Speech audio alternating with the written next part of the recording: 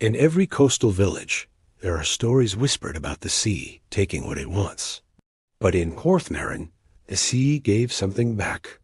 They vanished without a sound, a community's cherished companions, gone into the damp Cornish night. It wasn't the disappearance that defied explanation. It was the return. 23 lost pets. 23 identical mysteries, written in fur and flesh. How can an animal forget the hand that fed it? How can a wound tell a story with no beginning? The village of Porthmerryn clings to the cliffs of Cornwall's northern coast like a limpet to a rock, a stubborn, beautiful cluster of whitewashed cottages, slate roofs stained green by salt and time, and narrow lanes that dead end at the roaring Atlantic. It's a place of deep roots and deeper routines. Fishermen mend nets by the harbor wall, their conversations a low murmur under the cry of gulls. Pensioners take their afternoon strolls, nodding to neighbors they've known for 60 years. And in almost every home, from the quaint fisherman's cottage to the larger house of the retired doctor up on the headland, there is a cat. This is not a coincidence. In Porthmerryn, cats are not just pets. They are a historic, pragmatic symbiosis.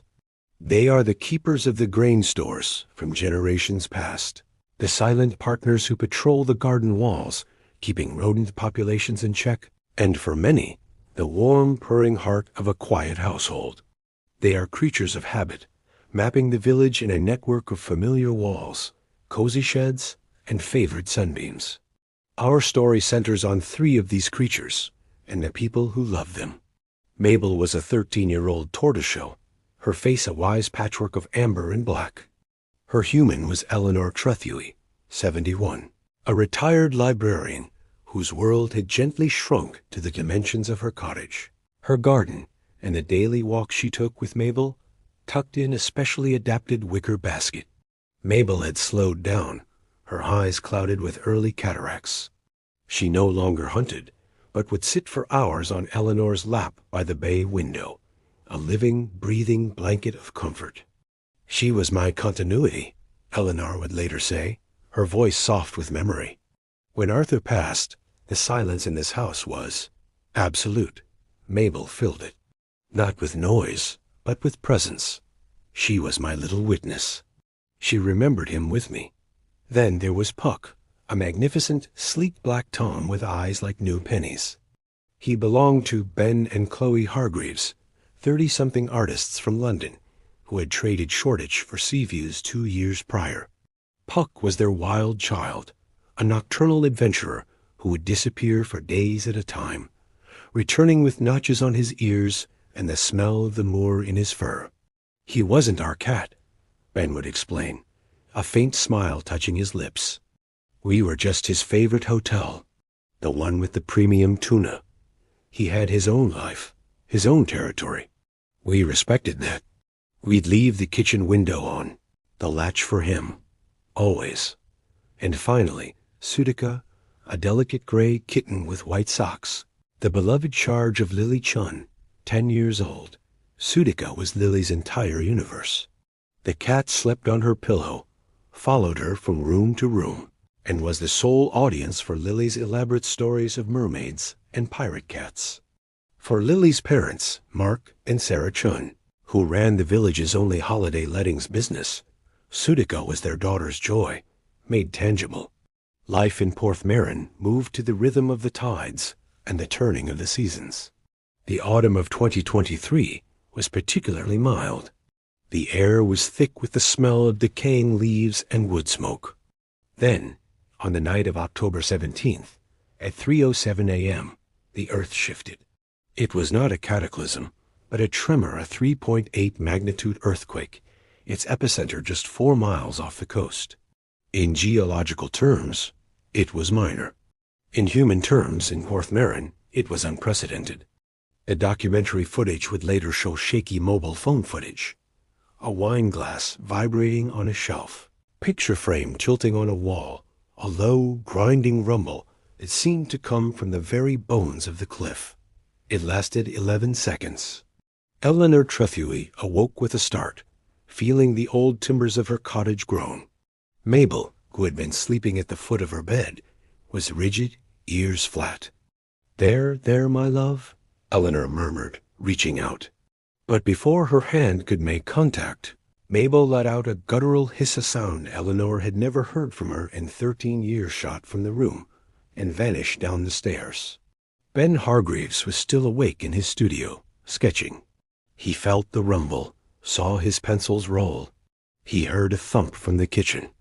He found Puck, who had just returned via the window latch, standing in the middle of the room, every hair on end, back arched, staring fixedly at the stone-flagged floor, as if he could see through it.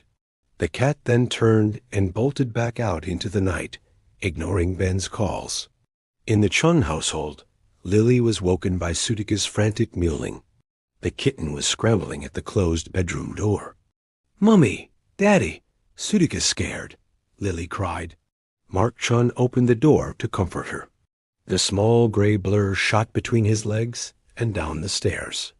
They found her minutes later, hiding and trembling violently under the heavy oak dining table, unreachable. By morning, the village was abuzz with the novelty of the great Porthmerryn quake.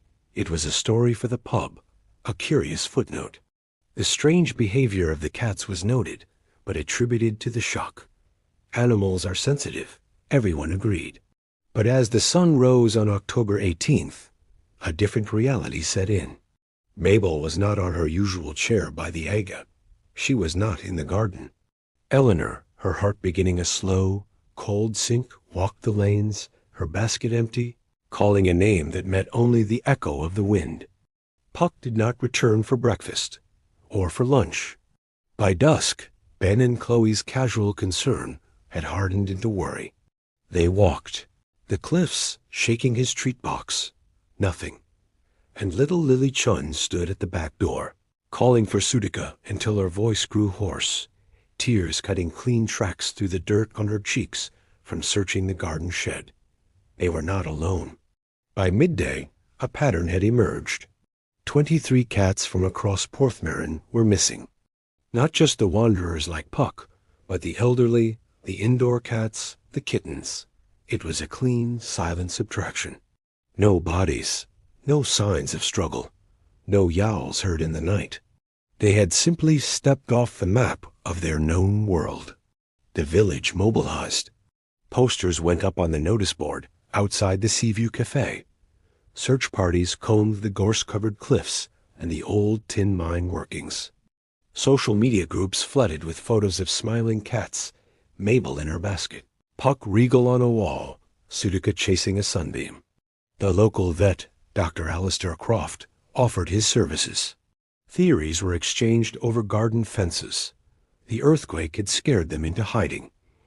A predator, a fox or a badger, was on a rampage. Perhaps someone, a stranger, had taken them. But nothing fit. The scale was too total. The geography too specific. Every missing cat was from the central historic core of the village. Cats from the newer estates on the outskirts were unaffected.